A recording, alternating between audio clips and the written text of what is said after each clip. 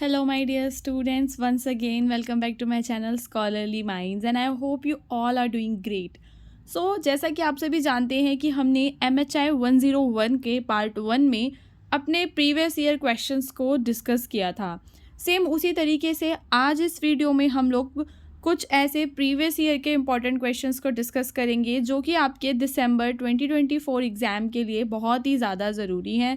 Video के अंदर जो भी आंसर्स हैं उनको हम हिंदी और इंग्लिश दोनों लैंग्वेजेस में डिस्कस करने वाले हैं। चलते हैं आज के हमारे पहले क्वेश्चन पे। यहाँ पर बच्चों जो हमारा पहला क्वेश्चन है उसमें हमसे कहा है discuss the process of rise of Islam, how did it affect the Arab society. तो यहाँ पर सबसे पहले आपको इस्लाम के राइज के बारे में बताना है कि जो इस्लाम है उसका राइज हुआ था और कैसे वो अरब सोसाइटी को उसने इफ़ेक्ट किया। तो सबसे पहले हम बताएंगे जो प्रॉफिट मोहम्मद थे उनके इमरजेंस के बारे में। तो जो प्रॉफिट मोहम्मद थे he was born in Mecca and began receiving divine revelations around 610 CE। These revelations compiled in the Quran form the foundation of Islam. तो जो पैगंबर मोहम्मद हैं उनका जो जन्म है ही वॉज बॉर्न इन मक्का में हुआ था और ईश्वरीय संदेश, ठीक है, यानी कि यहाँ पर जो डिवाइन रेवल्यूशंस है ये है ईश्वरीय संदेश। तो ईश्वर से उनको संदेश मिलने 610 CE में शुरू हुए थे और यही सारे जो संदेश हैं ये ही लिखे हुए हैं बच्चों कुरान के अंदर। उसके बाद ही फाउंडेशन रखा गया इस्लाम का।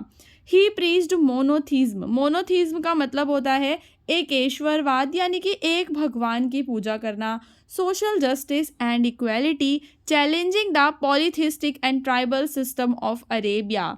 अब उससे पहले अरब के अंदर क्या था कि लोग अलग अलग ईश्वरों की पूजा करते थे, यानी कि जो लोग हैं वो बहु ईश्वरवादी थे। तो यहाँ पर जो आपके प्रॉफिट मोहम्मद हैं या फिर जो इस्लाम है वो लोगों के लिए मोनोथीज्म लेकर आया, यानी कि एकेश्वरवाद लेकर आया। जो मोहम्मद की टीचिंग्स हैं शुरुआत में उसको अपोजिशन फेस करना पड़ा, लोगों ने उसका विरोध किया, लेकिन बाद में यह लोकप्रिय हो गया, ठीक है। ऑप्रेस्ड क्लासेस के जो लोग थे, जो दबे कुचले वर्ग थे, वहाँ पर यह लोकप्रिय हो गया। Then he migrated to Medina. अब क्योंकि जो मोहम्मद हैं उनको मक्का में बहुत ही ज़्यादा उत्पीड़न का सामना करना पड़ रहा था, जिसके कारण जो मोहम्मद हैं वो मदीना चले गए। देन मोहम्मद और उनके फॉलोअर्स ने क्या करा, वहाँ से इस्लामिक कैलेंडर जिसको हम लोग हिजरा कहते हैं, हिजरा कैलेंडर की शुरुआत करी। In Medina Muhammad established a community governed by Islamic principles and united various tribes under Islam। Muhammad ने क्या किया कि कई सारी जो ट्राइब्स थी उनको यूनाइट कर लिया और सबको इस्लाम एक धर्म के अंतर्गत वो लेकर आ गए। फिर हम बात करेंगे इस्लाम के एक्सपेंशन की। Muhammad's leadership brought tribal unity, military strength and growing influence. Muhammad के नेतृत्व में क्या हुआ कि जनजातीय एकता, सैन्य शक्ति और प्रभाव को ज़्यादा बढ़ाया गया, यानी कि जो लोग हैं वो एक होने लग गए, वो सब लोग इस्लाम के अम्ब्रेला के अंडर आने लग गए। Mecca was peacefully captured in 630 CE and Islam spread across Arabia. अब जो मक्का है उसको 630 CE में कैप्चर कर लिया गया और इस्लाम का जो धर्म है वो अरेबिया में फैल गया। By Muhammad's death in 632 CE, Islam had become the dominant faith of the Arabian Peninsula। और 632 ईस्वी में क्या हुआ कि जो इस्लाम है वो पूरे अरब में फैल गया एंड 632 ईस्वी में ही इस्लाम मोहम्मद की जो है मृत्यु हो गई और अरब का यह एक जो अरेबियन पेनिनसुला है वहाँ पर एक डोमिनेंट फेथ ये बन गया। तो सबसे पहले स्टूडेंट्स हम एक बार रिवीजन करेंगे। वो सभी बच्चे जिन्होंने ध्यान से नहीं सुना है अभी वो लोग एक और बार ध्यान से सुन लें कि हमें बताना था कि इस्लाम का राइज कैसे हुआ और कैसे इस्लाम ने अरब की सोसाइटी को क्या किया, इफ़ेक्ट किया। सबसे पहले हमने बताया प्रॉफिट मोहम्मद के इमरजेंस के बारे में। देन हमने बताया कि उन्होंने कैसे मदीना में माइग्रेशन किया और वहीं से हिजरा कैलेंडर की शुरुआत हुई। उसके बाद हमने बताना है इस्लाम के एक्सपेंशन के बारे में कि जो इस्लाम है वो एक्सपेंड कैसे हुआ। उसके बाद हम अब यहाँ पर जो डिस्कस करने वाले हैं वो है इम्पैक्ट ऑन अरब सोसाइटी। सो इस्लाम का अरब सोसाइटी पे क्या इम्पैक्ट पड़ा? सबसे पहली चीज़ कि वो लेकर आया रिलीजियस यूनिटी को। बिफोर इस्लाम अरब्स प्रैक्टिस पॉलीथीज्म। इस्लाम आने से पहले जो अरब के लोग थे वो पॉलीथीज्म करते थे, यानी कि बहु ईश्वरवाद का पालन करते थे। बट इस्लाम ने उन लोगों को एकेश्वरवाद से इंट्रोड्यूस करवाया, और वहाँ पर जो ट्राइब्स हैं वो सारी की सारी यूनाइट हो गई, एक हो गई अंडर वन गॉड, जिसको उन लोगों ने अल्लाह कहा। The Kaaba in Mecca became a central site of worship, और वो सभी लोग मक्का में काबा में पूजा करने लग गए। उसके बाद हमें बताना है सोशल रिफॉर्म्स के बारे में।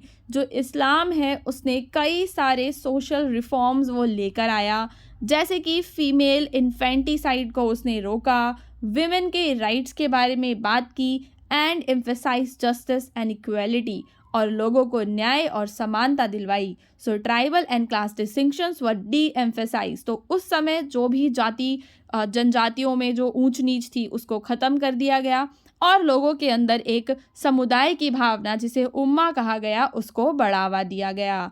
देन इस्लाम की वजह से पॉलिटिकल और इकोनॉमिक स्टेबिलिटी आई।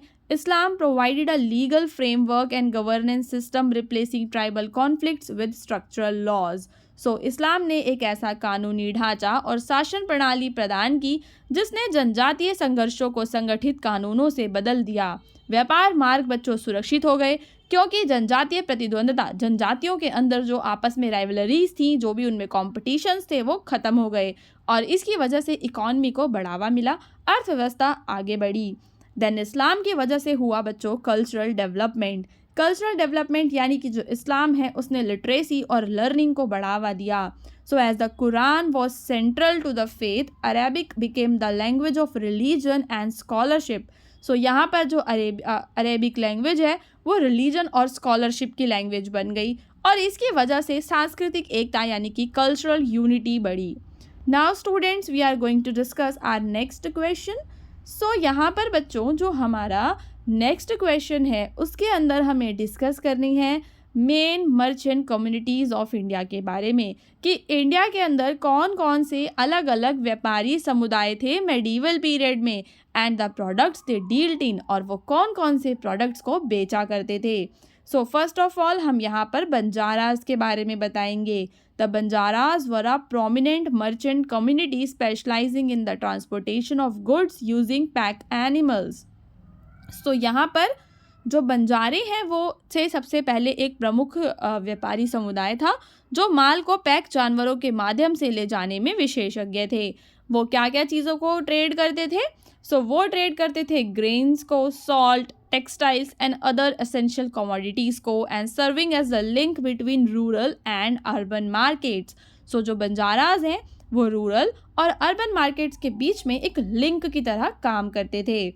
नाउ सेकंड जो हमारी कम्युनिटी है स्टूडेंट्स वो है मारवाड़ीज़। सो जो मारवाड़ीज़ हैं they originating from the Rajasthan, the Marwaris became influential in long distance trade.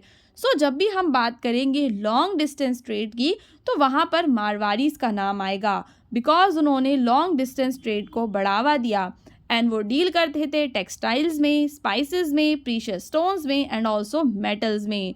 और यहाँ पर उनको जाना जाता था उनके फाइनेंशियल एक्यूमेन की वजह से, often functioning as money lenders and financiers. So वो लोग एक दूसरे को मतलब साहूकार की तरह भी वो लोग करते थे, पैसा वैसा दिया करते थे, और उनकी वित्तीय समझ के लिए वो लोग काफ़ी ज़्यादा प्रसिद्ध थे, और दूरगामी व्यापार में वो लोग प्रभावशाली थे। उसके बाद थे क्षेत्रीज, जिनको हम क्षेत्रियास कहते हैं। They are from Tamil Nadu and they were prominent maritime traders in the southern region. तो जो भी हमारा सदर्न रीजन है वहाँ पर वो मैरीटाइम ट्रेडर्स थे। दे ट्रेडेड, अब वो लोग क्या क्या ट्रेड करते थे? वो ट्रेड करते थे वही spices, rice and textiles, and overseas commerce करते थे वो लोग साउथ ईस्ट एशिया और अरेबियन पेनिनसुला के साथ। ये लोग दक्षिण पूर्व एशिया और अरब प्रायद्वीप के साथ समुद्र पर पार व्यापार में संलग्न रहते थे। फिर थे स्टूडेंट्स हमारे बोहराज। बोहराज कौन है? A Shia Muslim merchant community Ashia Muslim merchant community, the Bohras were involved in both local and international trade. तो जो बोहराज हैं ये लोकल ट्रेड भी करते थे और इंटरनेशनल ट्रेड भी करते थे, यानी कि स्थानीय और अंतर्राष्ट्रीय दोनों व्यापार ये लोग करते थे.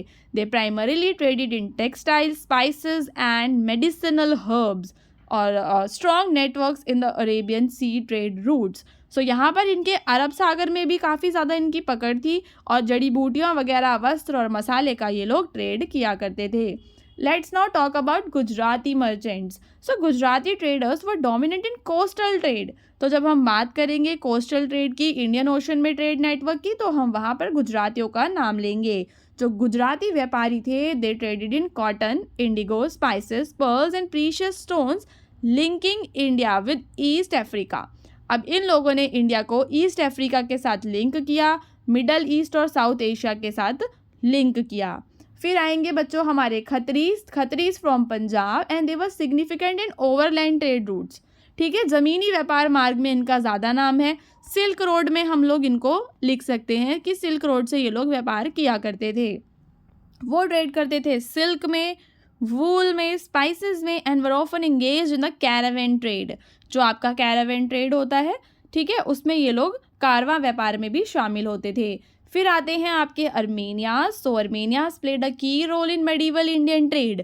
जो अर्मेनियाज हैं इन्होंने मेडिवल इंडियन ट्रेड में एक की रोल प्ले किया. ये एक्ट करते हैं as intermediaries in the international commerce और ये डील करते थे जैम्स में, सिल्क में, स्पाइसेस में, लग्जरी गुड्स में. ठीक है, और इन्होंने अपने कनेक्शंस बनाए पर्शिया, यूरोप और फार ईस्ट के साथ. ठीक है, फिर आपके जूइश ट्रेडर्स आते हैं. सो सेटल्ड इन कोस्टल रीजन्स, ये लोग केरला में सेटल थे. वहाँ पर स्पाइस ट्रेड और मैरीटाइम कॉमर्स को, उसमें पेपर, कार्डामोम और आपका इलायची, अन्य मसाले, इन सब में ये लोग ट्रेड करते थे. और मिडल ईस्ट और यूरोप तक अपने व्यापार को इन लोगों ने फैला रखा था. So these merchant communities not only facilitated trade but also contributed to the cultural and economic exchanges in medieval India. So इन लोगों ने केवल बच्चों व्यापार को ही सुगम नहीं बनाया बल्कि मध्यकालीन भारत में सांस्कृतिक और आर्थिक आदान प्रदान को भी योगदान दिया. सो यहाँ पर ये है हमारा बच्चों इस वीडियो सीरीज़ का पार्ट 2. इसके बाद हम पार्ट 3, पार्ट 4 और ज़रूरत पड़ी तो पार्ट 5 भी लेकर आएंगे. हमें यहाँ पर ऐसा इसलिए करना पड़ रहा है क्योंकि इग्नू को बच्चों की ट्रिक पता लग गई है पास होने की, कि बच्चे जो हैं प्रीवियस ईयर क्वेश्चंस पढ़ के पास हो जाते हैं. तो इग्नू ने क्या किया कि अपना डिफ़िकल्टी लेवल थोड़ा सा इंक्रीज़ कर दिया है, जिसकी वजह से हमें ज़्यादा से ज़्यादा टॉपिक्स को कवर करना पड़ेगा. तभी जाकर हमें कहीं ऐसे क्वेश्चंस मिलेंगे एग्ज़ाम में जो हमें आते होंगे. तो आप लोगों को कुछ नहीं करना है, आपको सिर्फ इतना करना है कि सारे जो भी मैं पार्ट्स बना रही हूँ उनमें से आप लोग क्वेश्चंस लिख के उनके शॉर्ट नोट्स बना लो. जब आपका पेपर होगा तब आप उनको रिवाइज़ कर लेना और आप लोग आराम से पास हो जाओगे. ठीक है, हाँ लेवल थोड़ा सा बढ़ गया है, मेहनत आपको थोड़ी सी ज़्यादा करनी पड़ेगी. ठीक है, सो पार्ट 3 के लिए आप लोग चैनल को ज़रूर सब्सक्राइब कर लें और कमेंट करके ज़रूर बताएं कि आपको और कौन से पेपर कोड्स के इम्पॉर्टेंट क्वेश्चंस चाहिए.